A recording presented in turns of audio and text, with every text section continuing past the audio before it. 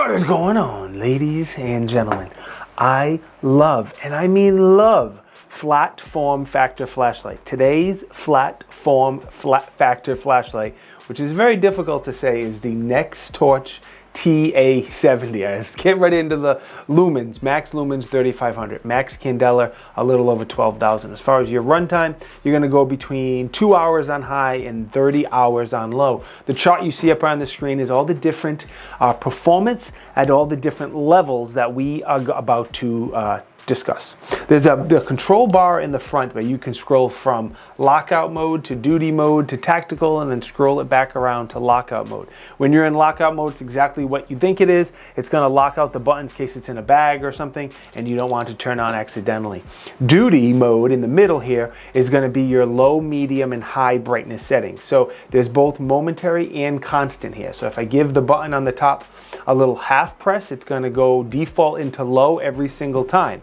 If I press it a second time, then it defaults into medium. If I press it a third time, then it goes to high. So one press low, two press medium, third press, then it goes into high. The constant, I'm just going to give the button a full press. Again, it defaults to low every single time, and I don't believe you can switch that order, unfortunately. If I give it a half press, it will kick it up to medium. Another half momentary press kicks it up to high. Another half press goes down to low, and you can just rotate through those settings over and over and over. When I switch it over to tactical mode, again, there's a half press and a full press. The half press is going to be momentary only, 3500 lumens, pretty darn bright. I'm going to do the full press. The full press is strobe. Just to warn you, if you don't like strobe, you have about 2 seconds to look away. That on tactical mode, full press, 3500 lumen strobe. It kind of sucks. Now, I'm not a big fan of strobe. We're going to talk about the controls more in here in just a second. But what I want to do first is go step outside and do the beam comparison. I have a bunch of flat form factor flashlights to compare it. Unfortunately, I just lost my Surefire Stiletto Pro on a plane. Big sad. Southwest didn't find it. But that thing's like 3 or 4 times the price, so it's not a good comparison anyway. So anyway, let's go step outside, do the beam comparison. If you think I deserve it, subscribe to the channel. I'll be right back. All right, starting off with the Nextorch TA70. This is on low. That is on medium. That is on high. I'll switch it over to tactical. This is going to be the 3500 lumens. That's pretty bright. And now next is going to be strobe. So if you don't like strobe, look away. Oops. It's pretty awful. All right, this is the Nitecore EDC 25. One of my favorite flat flashlights. Low, medium, high, super duper high. And then there's the turbo mode. That's a bright light too. All right, something a little smaller here. This is the EDC 23, about half of the size. That was low. This is medium. Here's your high.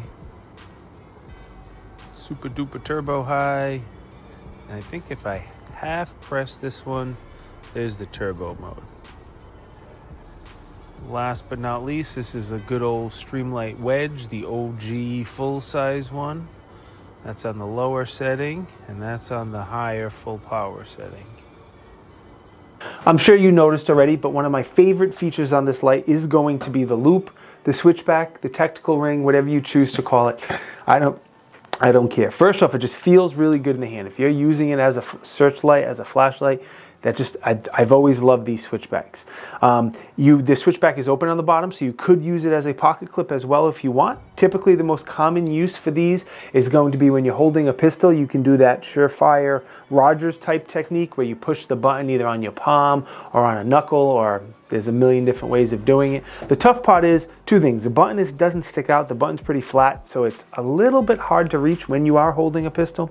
And also, if you have it over in tactical mode and you mash that button down, you're going to turn on strobe. I wish when I push that button down all the way, it was just white light. That's how I would rather have it set up than strobe. So I like the switchback. I don't think the switchology and the buttons are set up ideal for a switchback. Anyway, there is a steel belt clip on here, a traditional belt clip that you can take off if you don't like it. The hidden USB-C port is kind of cool. You actually lift up the button and there's a hidden USB port underneath. That just fascinated me. It takes about 2.5 hours to recharge the light. The light does also have a kind of somewhat hidden battery indicator. So if it's on lockout mode and you push the button, there's a light on top that will light up. If it's blue solid, the battery is between 75 and 100%. If it's blue flashing, the battery is between 50 and 75%. If it's red solid, 25 to 50%. And if it's flashing red, between 0 and 25%. Excuse me. Besides the light itself, it does give you the USB-C charger cord, of course. It does give you a lanyard as well. I like lanyards on lights, but that one's just a little bit too long for me, so I didn't use it. On the bezel, you'll see that there's 3 different LEDs. A lot of these flat lights are having multiple LEDs now to get the performance that they're getting. There's also 4 little ceramic beads, so if you need to use it as a strike to break something, you can do so. Dimensions are up here on the screen. It's pretty thin. It's only 18 millimeters, only weighs 4 ounces. MSRP $129, currently on sale for $109, on Amazon for $119. Of course, I'll put links to Amazon and whatnot. Hopefully I can find you a good deal. Now let's move on to the testing. I've had this in my pocket for the past couple of weeks. It's just such a comfortable light to use that I found myself reaching for this more than anything else. I used it in typical flashlight situations, nothing crazy here. If it's dark and I'm looking for something, checking on my chickens at night. It was 4th of July the other day and we used it quite a bit to light some fireworks and light the actual fire because it was dark when we lit the fire. So normal flashlighty type stuff, nothing crazy. All right, the biggest pro for me, that switchback is awesome. I haven't had a switchback on a flashlight in a while and I forgot how much I love them. I love flat form factor flashlights. They just sit in the pocket a lot better than a round flashlight, whether it's in your front or your rear pocket. I just think they feel a lot better. That hidden USB-C port, I don't know why that fascinates me so much, but I just think it's kind of cool. And the button is in a good spot and it feels pretty good. So the button is kind of a pro and a con. The button, like I said, it's in a good spot and it feels good, but with the switchback, the button kind of needs to protrude a little more so you can do that Roger Surefire technique. I found it a little difficult with the way the button was designed. So a little bit of a pro and a con there. And the other thing I would like to change is I don't like strobe in a light. I wish there was a way either to enable and disable strobe, because I know a lot of you love strobe, and I don't mind it's in there, especially if I can disable it and the folks who like it can enable it. If that's not an option, maybe at least just do the half press for strobe and the full press for white light.